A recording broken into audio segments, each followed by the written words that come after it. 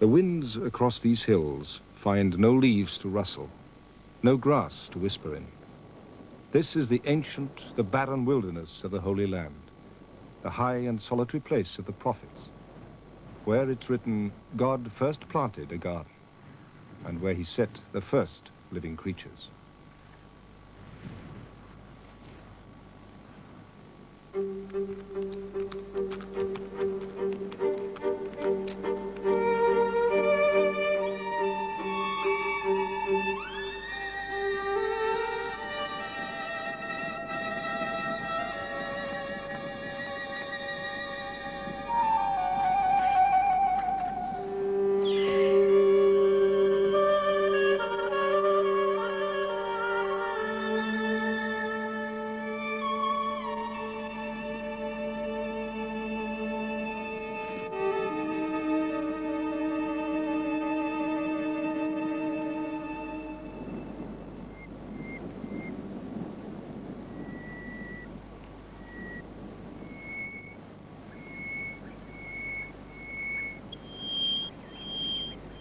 The tops of these mountains tower 1,500 feet above the valley floor, and the sheer cliffs rise to 1,000 feet.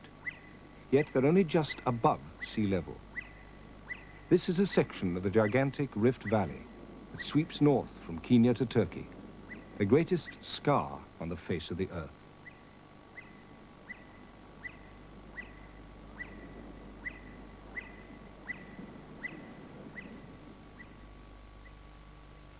The Rift Valley runs from south to north here and forms part of the border of the state of Israel. The Dead Sea fills its greatest depth. Our journey will take us from the central Negev desert and the Arava Valley, across the Judean mountains, and down to the shores of the Dead Sea. It's a journey which begins on hills hundreds of feet above the Mediterranean, crosses mountains, and ends at the lowest place on earth.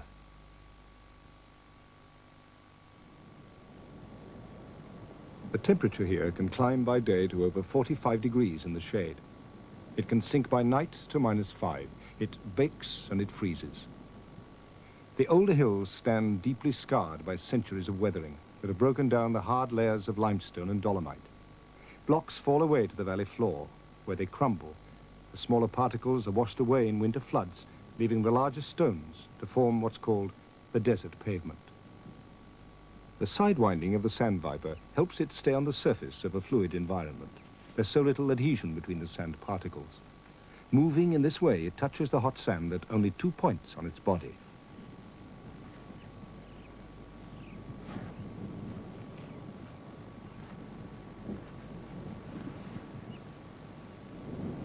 It hunts by lying in wait for passing prey.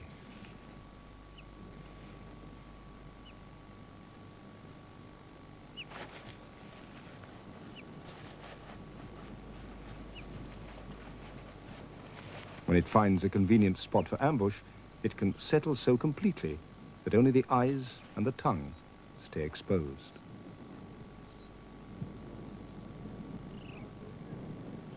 The desert monitor is too big to fall prey to the sand viper.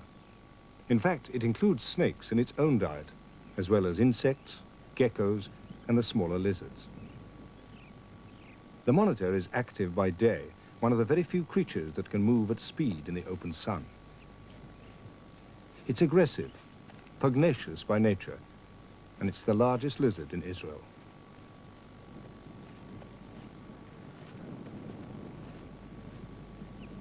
The caracal, it's also called the desert lynx, is a cat well adapted to life in the desert. They're so secretive that the first ones were only rediscovered here 30 years ago. Its body color resembles the sand and the rocks. It's agile and strong and has the temperament of the domestic cat. Play with the jerboa is the best training the young can get for a future life which will be dependent on their prowess at hunting.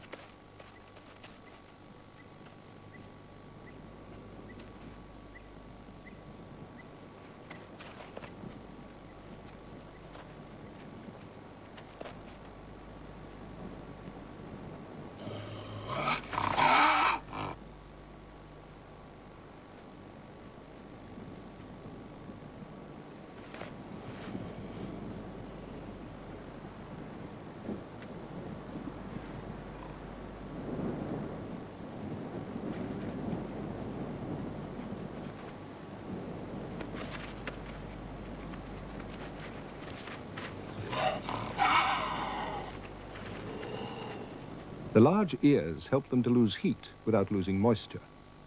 After exertion, they can pump blood into networks of veins near the skin's surface in the ears to be cooled.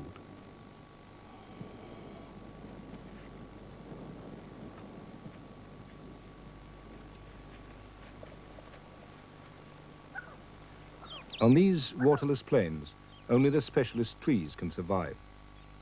The acacia was well known to the ancient tribes of Israel.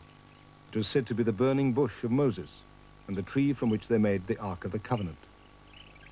It can search out layers of moisture hidden deep down in the wadi beds with long roots that penetrate to a depth of 20 meters. As the acacia exploits the desert, the Dorcas gazelle exploits the acacia. This is one of the very few animals that don't need to drink at all. It can survive the hottest and driest summer by feeding on the acacia leaves, especially early in the morning before they lose their moisture. The gentle grace of the gazelle made it a favorite symbol of freedom to the Egyptians.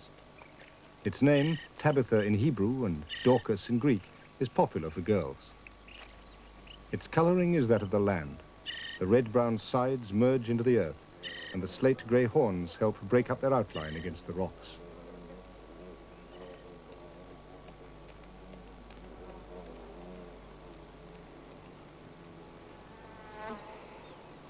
The gazelle was the wild roe of the Song of Solomon. Turn, my beloved, and be thou like to a young roe or a hart upon the mountains. And the nimble and fleet of foot in the Bible were compared to the gazelle, slenderly built for speed, as fits an animal whose chief predator was the cheetah, now extinct in the Holy Land. The most commonly seen lizard in Israel today is the pale agama. It's said to be disliked by Muslims because its habit of pushing its body away from hot rocks looks like mocking the faithful at prayer.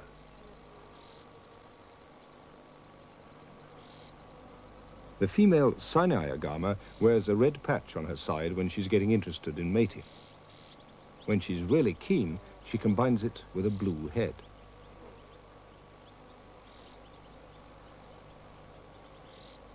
These small lizards feed on insects.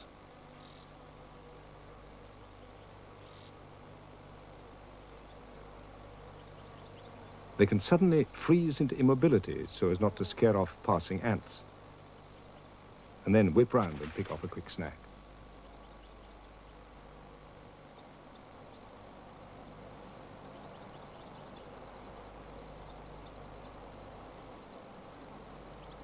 The dab lizard.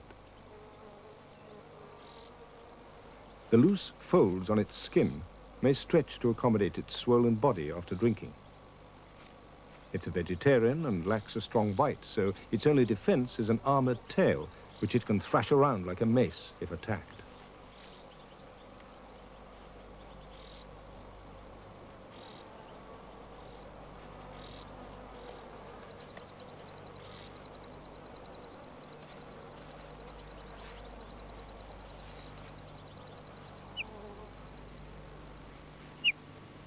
The woodlouse looks out of place to us in the harsh, dry brightness of the desert. We associate it with moist, dark places of damp and rotting vegetation. But here, these relatives of our own isopods manage to live in the desert by escaping desert conditions. They do this by living in deep burrows, and they set off each morning to forage for food to keep the 150-odd offspring alive. Their digestive systems are adapted to extract nourishment from a diet of soil supplemented by the living and dead tissues of plants. By far the most common of desert organisms, they live at a density of over 1,500 pairs in a square meter, changing the face of the land by moving around soil and plant materials and carrying them off. It's been calculated that in the space of 12,000 years, the entire Negev desert will have passed through the stomachs of its resident isopods.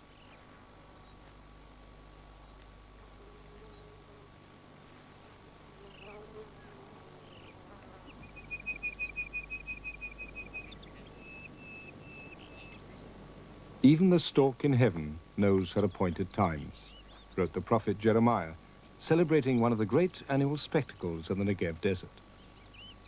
Every year they come, precisely on time, between 300,000 and 400,000 white storks on the annual migration from the overwintering grounds of Africa across this desert, the only land bridge between Europe, Asia, and Africa.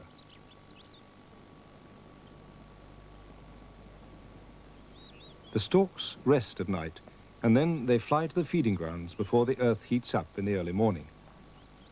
They were welcomed in ancient times as symbols of piety and an example to the human race, because the young of the stork were said to repay parental care by looking after their parents when they grew up.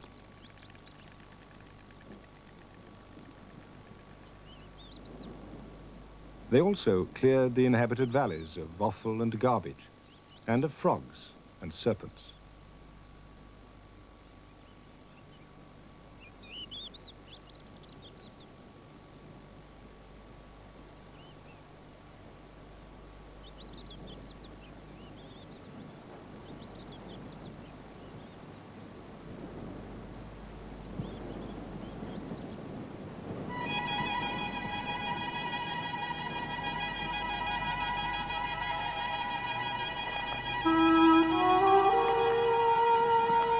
But the storks come here for more than food.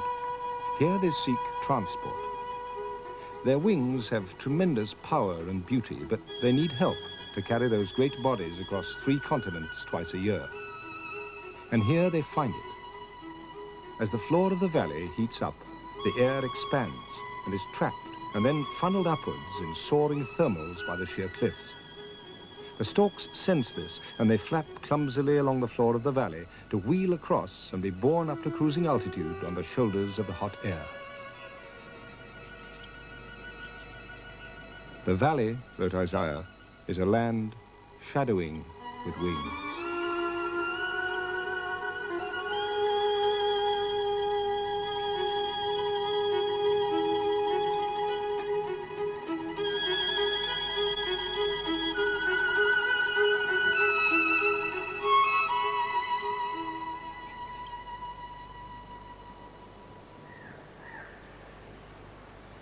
But the valley feeds not only its host of passers-by, but a population of permanent residents, like the hoopoe lark, which is found in areas of rocks and sand, where it can probe the damper places under the stones with its specially adapted beak in search of grubs and insects.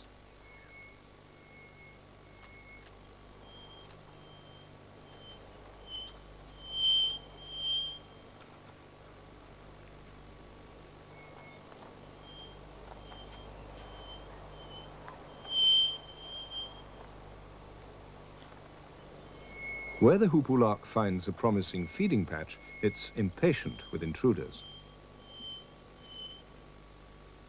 Its unique flute-like call was said to be an inspiration to nomadic Bedouin musicians.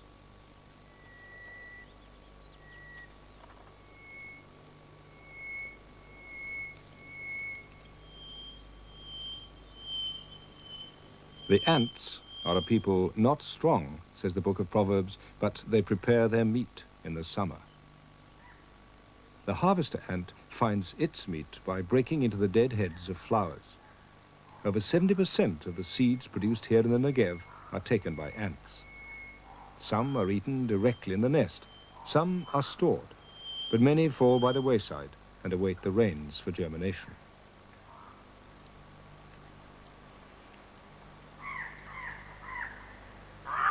In the Bible, the ant is held up to us as an example of untiring industry. She's said to be wise, because she, having no guide, overseer, or ruler, provideth meat in the summer and gathereth her food in the harvest. These harvester ants are not exclusively vegetarians. A termite is a rich and valued source of moisture and protein. But if 2 colonies overlap, then there is war.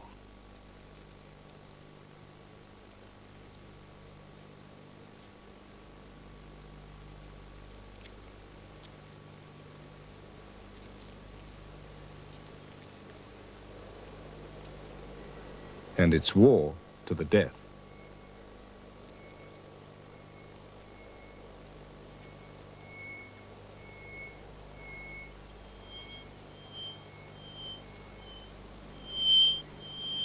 Sometimes the dried-up shrubs of the Negev seem to have suddenly burst into blossom. But these are not flowers, they're desert snails. They can sit out all day in the heat of the sun without baking in their shells because their chalky whiteness reflects as much as 90% of the sun's infrared heating rays and filters out the harmful ultraviolet. They have a pad to close the shell when they're not eating, which fits so efficiently that they lose no moisture and remain cool and succulent even in the most cruelly arid conditions. 85% of their body weight is water. It's been calculated that they could last for up to 500 hot summer days in the worst of desert heat without suffering lethal damage.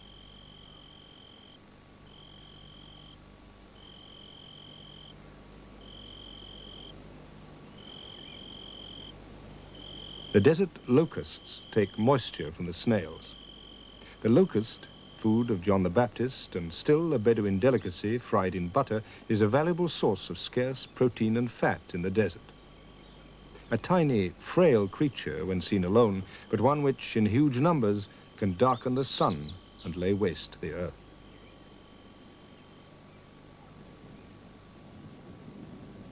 100 years ago, the parson naturalist Canon Tristram, in his journeys through the Holy Land, wrote that the skies were never completely empty. They were always enlivened, as he put it, by the high circling griffin vulture. They were holy birds to the Egyptians and the Assyrians because they seemed to stay aloft by supernatural powers, wheeling and circling all day without effort and dominating the skies. Today, the Negev Valley is their last stronghold, and there are only 69 pairs left in the entire country.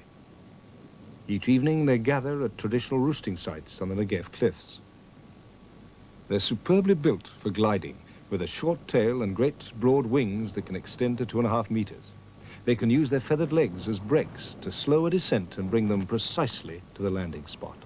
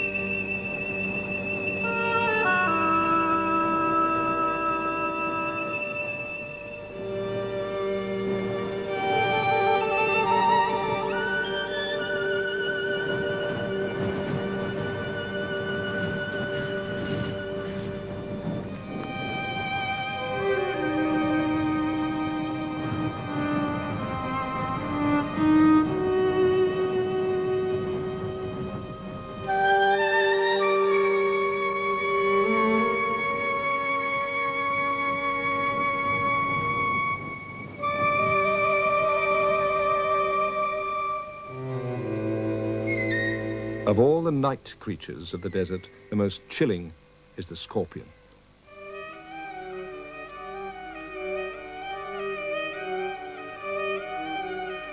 As the earth cools, they come out to hunt, having spent the heat of the day in burrows up to 1.5 meters deep. The scorpion's sting can kill or paralyze its prey, but one of their favorite foods is also equipped with poison. The centipede.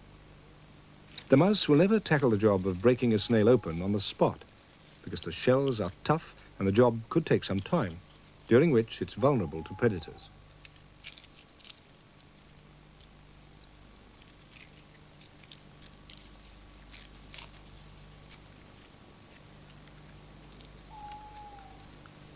The viscous urine of the mouse is rich in minerals. Excreting them allows it to cope with a snail diet high in salts. Their concentrated urine was at one time greatly valued as medicine.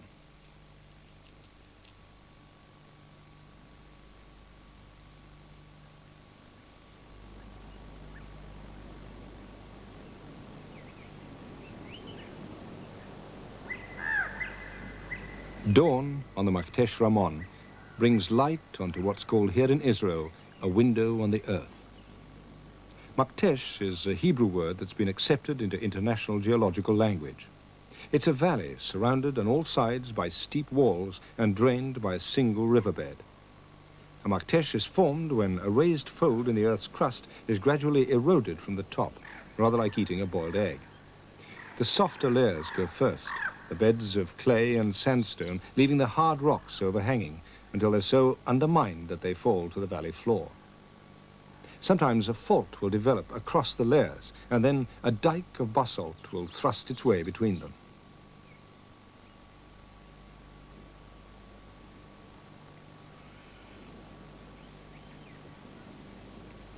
Volcanoes once sprouted here, and this broken debris of a millennia of geological activity is called the carpenter's shop. It was formed as lava cooled and cracked, creating basaltic prisms.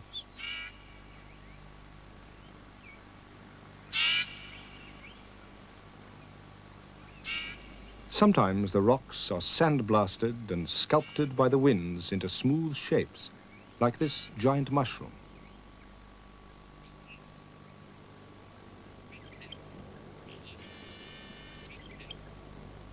These great natural pillars have been given the name Solomon's Temple, after the most grandiose of the ancient Israelite kings.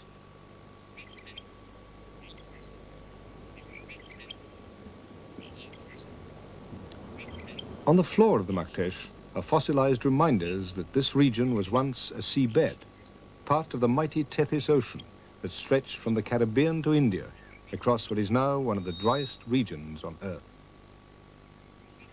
Ammonites from the open sea, marine shells, snails and sea urchins from the inshore regions.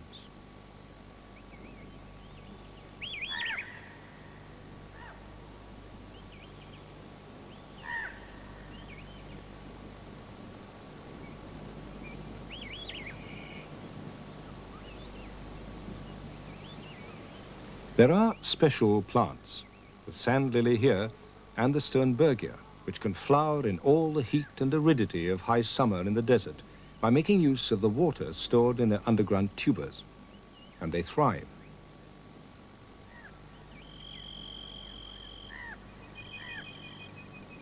But others, like the Rose of Jericho, die.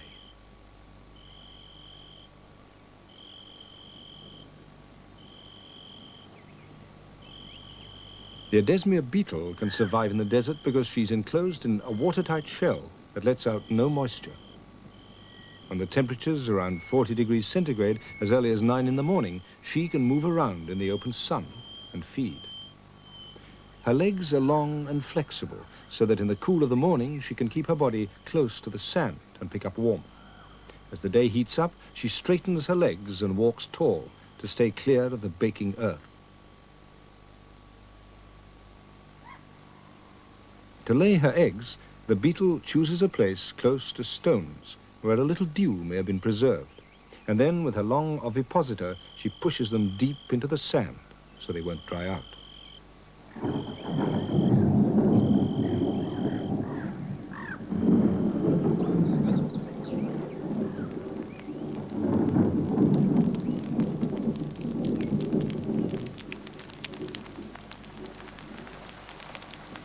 Then the miracle happens. A few drops of rain start to fall on the dry soil.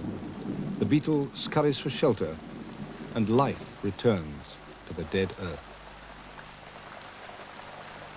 There are plants, like the rose of Jericho, in which the mother protects in death her seeds by encasing them within the fibers of her dead body.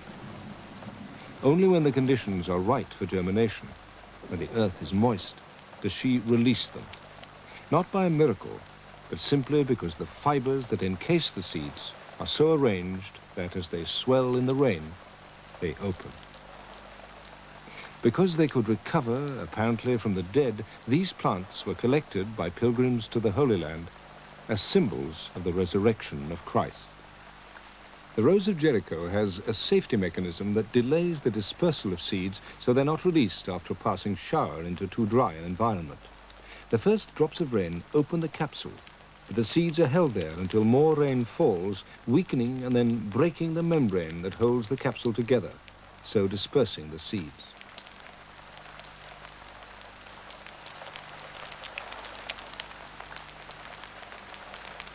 The seeds are held close to the mother plant by mucilage, and so they're not washed away, but remain in this favorable place for growth. They germinate rapidly, and within 6 hours, another plant is born.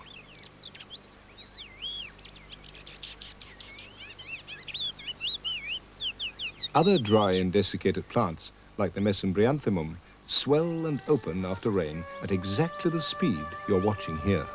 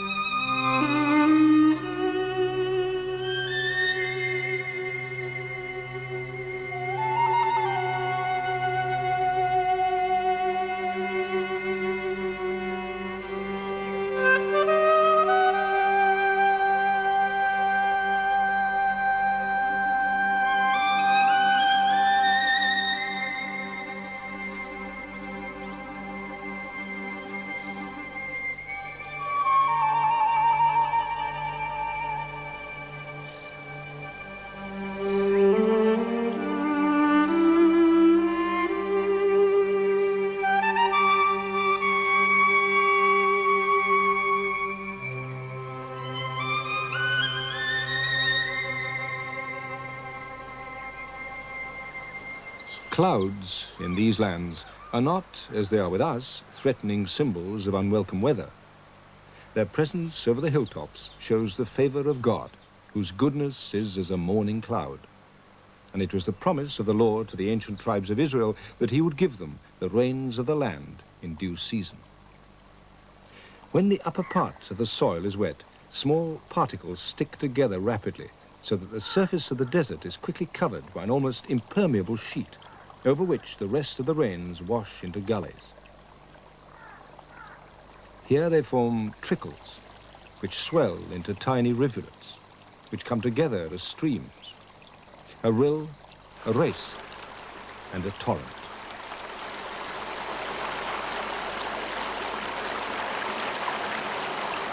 To witness a flash flood in the Negev is to understand why the ancient peoples of the desert, Egyptians, Babylonians, as well as Hebrews, counted a miraculous deluge sent by supernatural powers as part of their traditional mythology.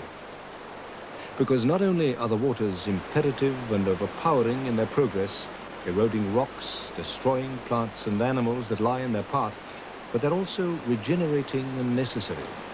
Without the floods, all the inhabitants of the desert, plants, birds and animals can't reproduce. Without floods, life in the wilderness would come to an end. The steady, repeated wearing of water on rock cuts deep into the face of the land. There's little warning of the approach of the first wave, a distant roaring in the hills, a sudden, overpowering and unfamiliar smell of the earth and wetness, of mud and trees and leaves.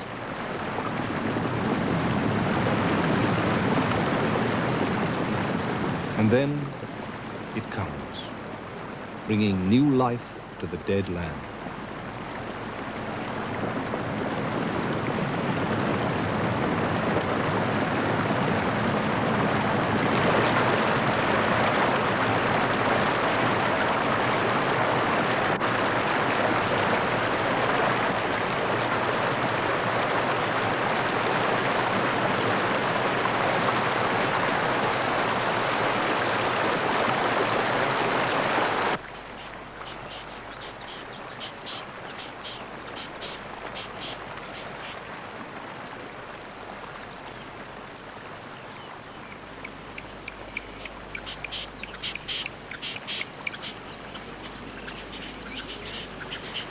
In the wilderness shall waters break out, wrote Job, and streams in the desert.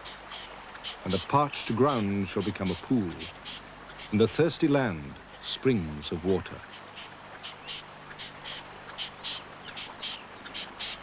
The pools of water created by the flash floods are clear and deep, but they last only for a short time.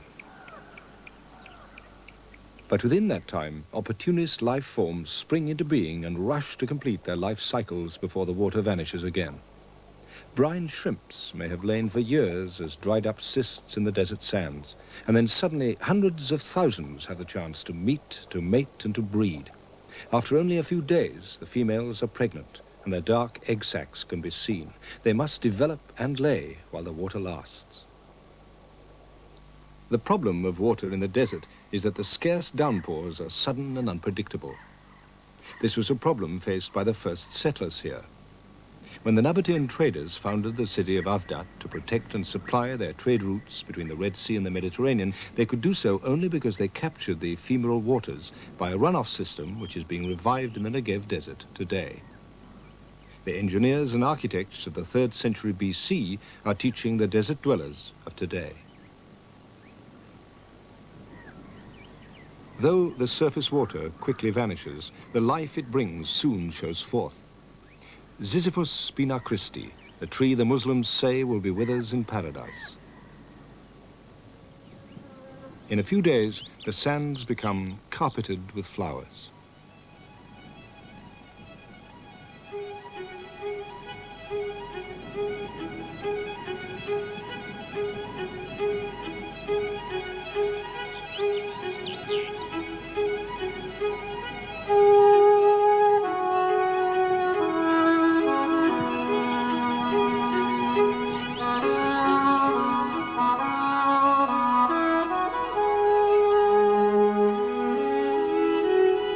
For lo, the winter is past, the rain is over and gone, the flowers appear on the earth, the time of the singing of birds is come, and the voice of the turtle is heard in our land.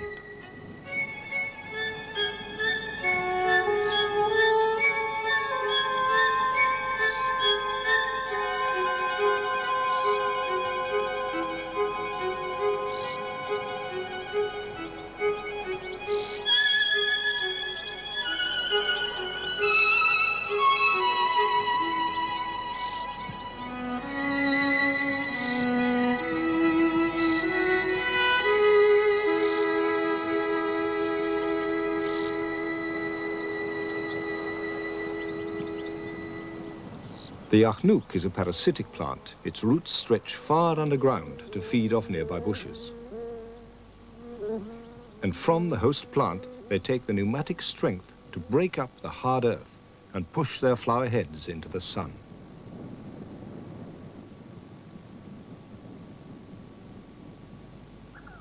Only a few short weeks after the rain, the drought returns. The wilderness is barren again.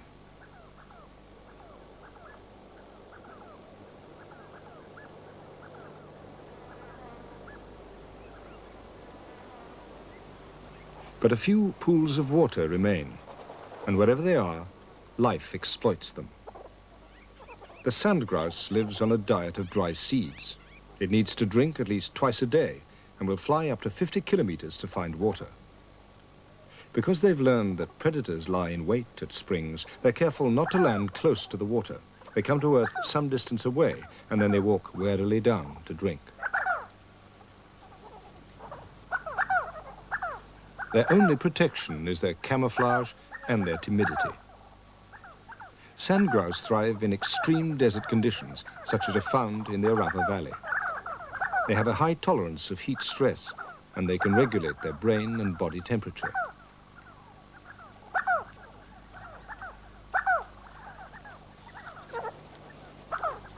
The Negev is at the crossroads of 3 continents, and by these isolated springs, Israeli residents and foreign migrants meet.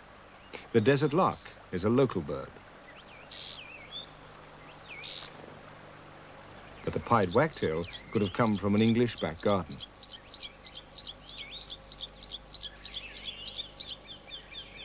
The hoopoe may be a visitor who's decided to stay.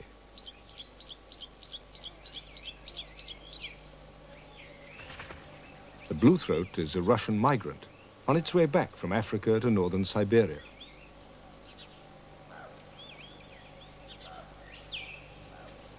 The female blackcap is also passing through, pausing only to build up her energy for the long flight.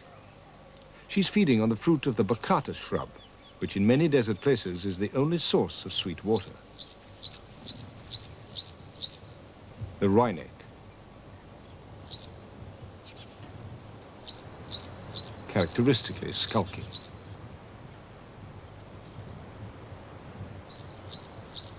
The red-throated pipit may be the furthest traveled of them all. These birds could be on their way north to Alaska through Siberia.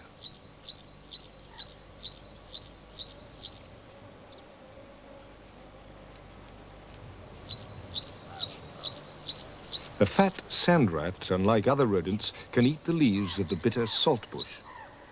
It feeds by day, handy because most of its predators are active by night, but not all.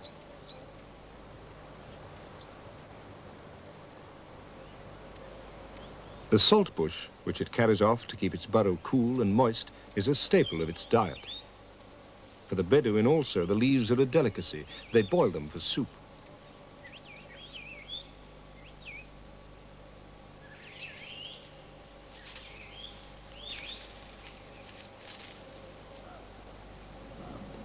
The black kite, another migrating bird, is often first at a carcass. It's followed by the vultures, the griffons, which live here all the year round, and the Egyptian, which visit in the summer. The essential butcher is often the wolf, who first tears open the carcass and makes the flesh more easily available for all the others.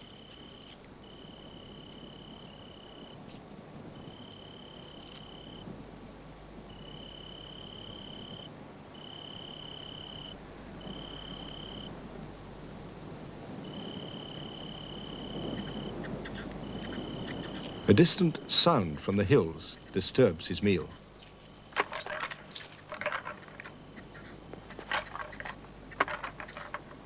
Male ibex are settling the oldest dispute in the history of the world. Before the mating season, the older males battle to establish who will have priority access to the females. This must all be sorted out before they start on the serious and absorbing business of courtship.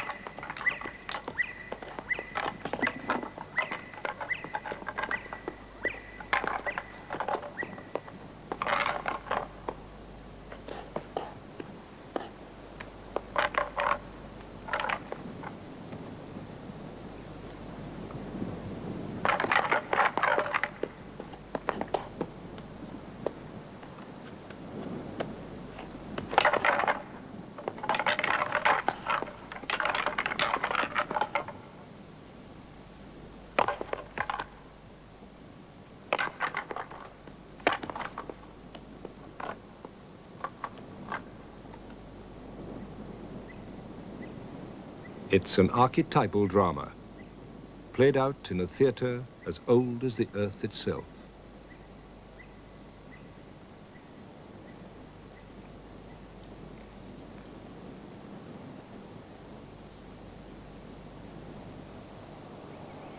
These are the Judean mountains, the last barrier before the desert drops abruptly into the oppressive heat of the valley of the Dead Sea.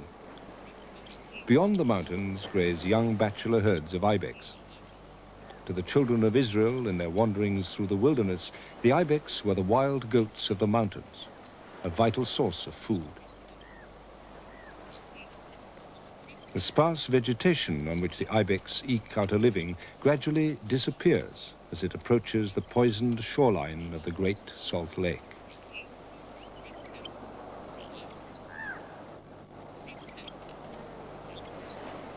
Here on the edge of the Judean desert is one of the most inhospitable regions on the surface of the planet. Astonishingly, 1,200 feet below true sea level, we reach another sea, the Dead Sea. the lowest body of water on Earth. But this is a deceptively inviting shore, for this sea is a huge vat of salt, out of which no sweet-water streams flow. No fish swim in these bitter and imprisoned waters.